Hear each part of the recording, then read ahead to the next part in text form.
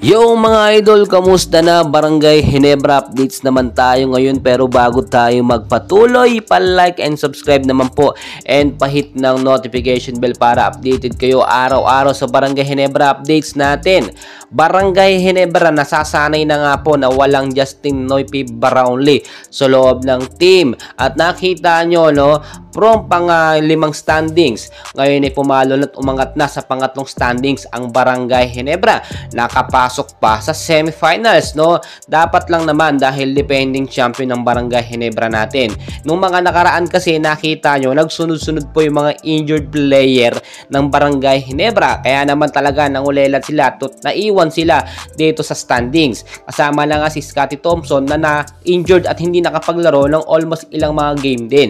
Pero nakita nyo, after makabalik ni Scotty, panibagong sistema ang nag-boom sa kupunan nga po ng Barangay Ginebra at nagsunod-sunod ang kanilang pagkapanalo. Yun yung reason kaya ginawang captain ni Coach Timcon ito nga pong si Scotty Thompson. Ngayon po, kumpiyansa pa rin ang Barangay Ginebra na mag-fit yung sistema nila dito sa Barangay Ginebra para labanan ito nga pong kupunan ng San Miguel Beer. At dahil nga po nasa semifinals tayo, ine-expect pa rin ng Barangay Ginebra na darating itong si Brownlee.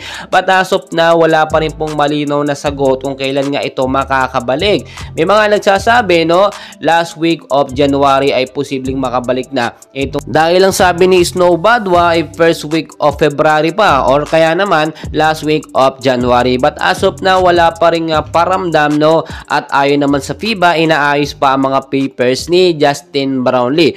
But tingnan nyo mabuti, kahit walang JB, nakaabot tayo sa semifinals, and so far talaga nakita nyo dito aambagan talaga tayo ng matindi. Dapat ipakita na ni Tony Bishop ang kanyang full performance. Nakita nyo sunod-sunod yung kanyang mga perfect performance, magaganda talaga. Kasama na rin ang magandang tandem nitong si Maverick Ahanmisi, Scotty Thompson at si Jamie Malonzo. So nakita nyo kung gaano na lumalakas ngayon ang Barangay Ginebra team.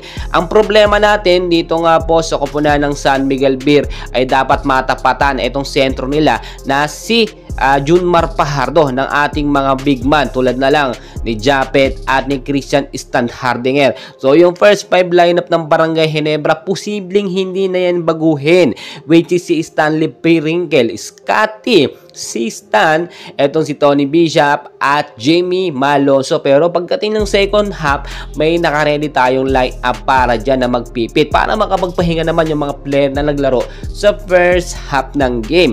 Tignan yung mabuti kung paano yung sistema ngayon ni Scotty. Naprubahan po talaga yan ni Coach Timcon, dahil nga nagpit at nagsunod-sunod yung pagkapanalo. Inobserbahan yung first 5 na lineup ni Scotty at nagfit. Ang ganda ng improvement. Ngayon, eto si Coach Timcon talaga nakaalalay na lang sa ginagawa nga po ng captain ng Ginebra na si Scotty Thompson.